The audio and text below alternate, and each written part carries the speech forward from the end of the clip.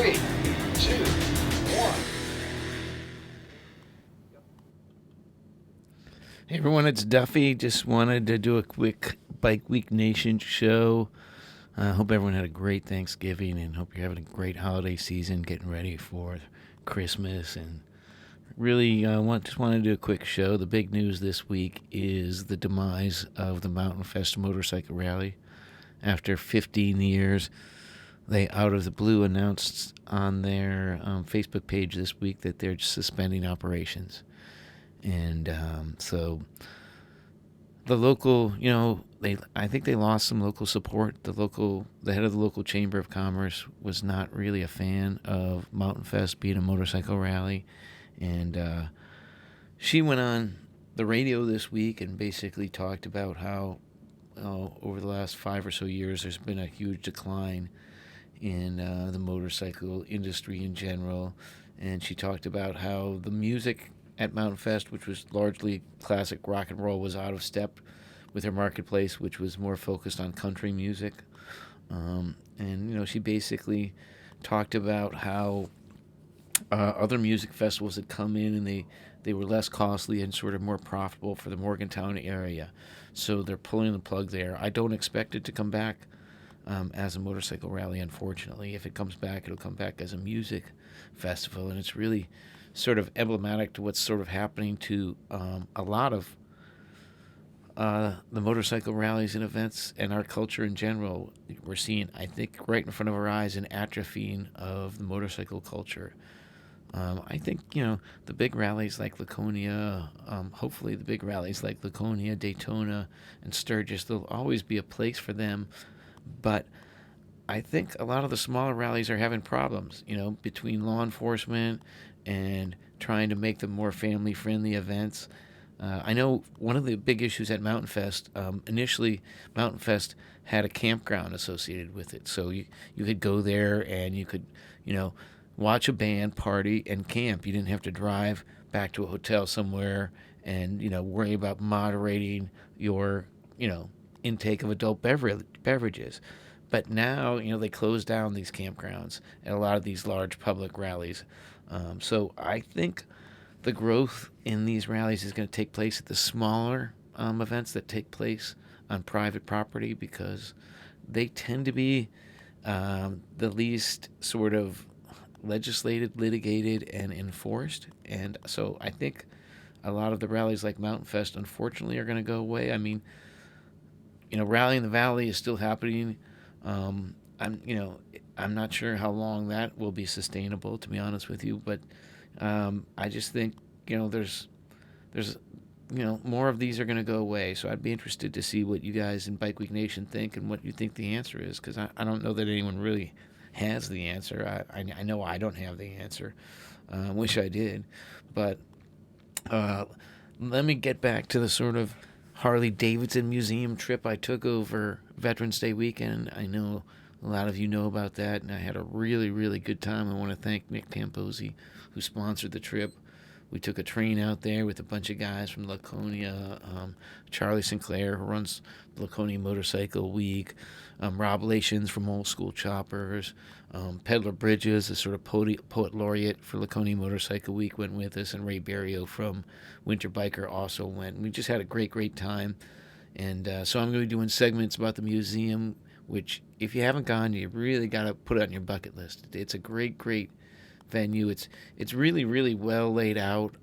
I think even if you're not interested in motorcycles, but if you're watching this, you obviously are. But I think your other friends and family who might not be interested in it would really enjoy it, because it's really, it talks about the history of American manufacturing as much as it does about the company Harley Davidson.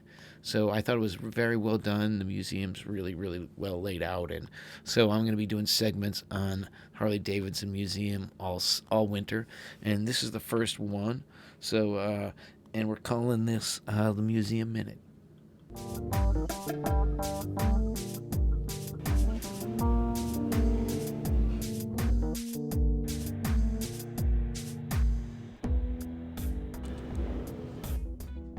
History roars to life in this museum, which is very well laid out with informative, interactive exhibits. Your tour starts on the second floor with a 3-bike-wide line of historic bikes, each chosen to tell the story of the company's first 50 years.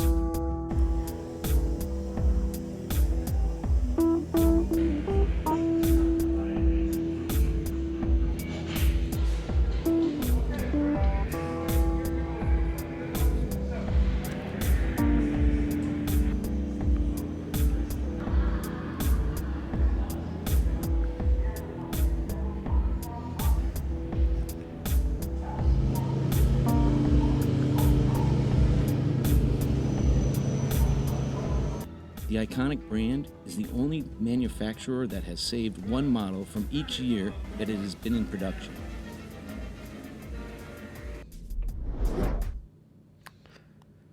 And while we were there, we were really privileged to get to talk to Bill Davidson. He's Willie G. Davidson's son. He works as an executive vice president for the company and also runs the museum. So he sat down and took, good half hour to talk with us. He was really, really gracious and very insightful. And it's clear that he's really thought a lot about the issues, that are facing our culture, and obviously his company and his family's company. And he obviously cares very much about it. And he talks about, how much they value the fact that it is a family company and sort of their plans and ideas for how they're going to address the marketplace going forward. But in this particular episode, he really talks about the history of the company, and he talks about his relatives and their role in sort of creating this really, really iconic American manufacturing company. So, again, this is the first episode of D on D, Bill Davidson on Harley Davidson. Hope you like it.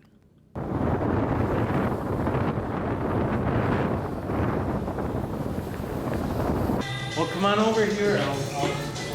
So this is my great-grandfather, William Hay. His son, one of his sons, William H., my grandfather, was president from 1942 to 1972.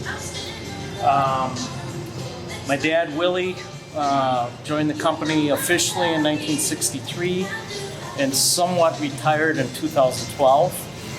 I joined the company in 1984.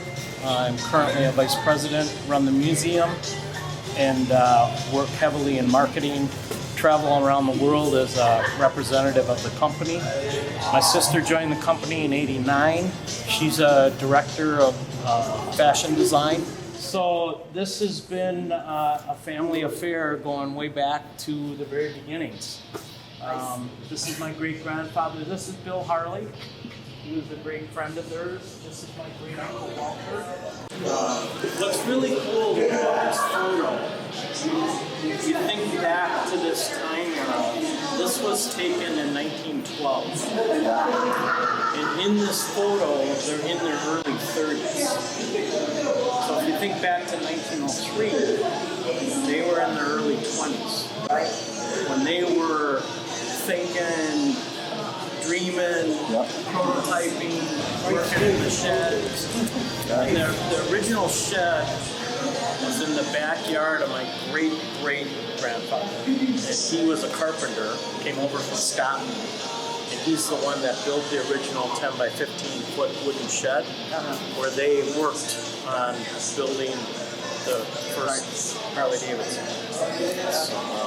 Pretty amazing story. Yeah, it is.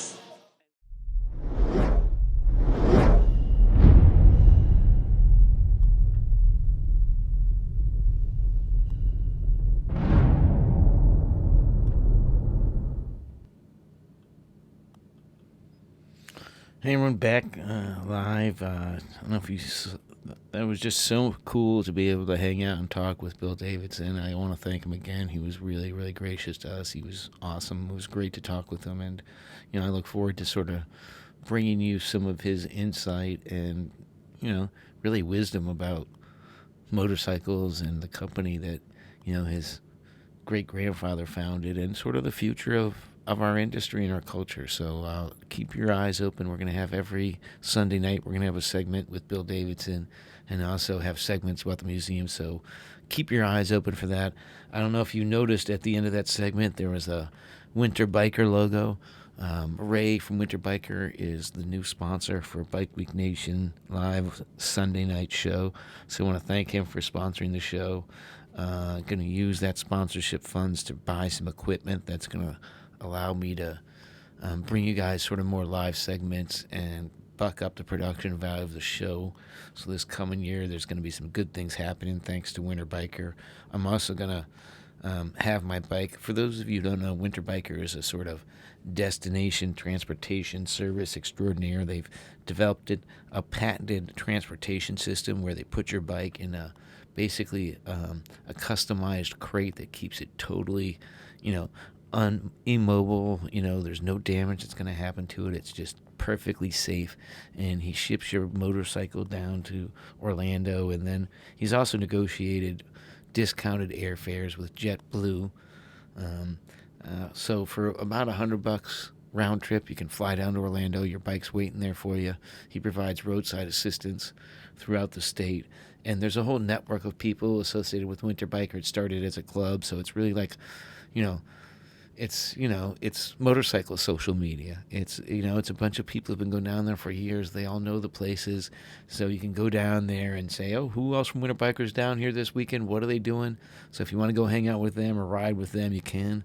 If you want to go ride yourself, you can ride yourself. My dad's down there. I'm going to be going down at least 4 or 5 times this winter, so I'm going to be documenting my journey and my fun and games with Winter Biker this winter, so I hope you look forward to that all winter long. So that's about it for tonight's show.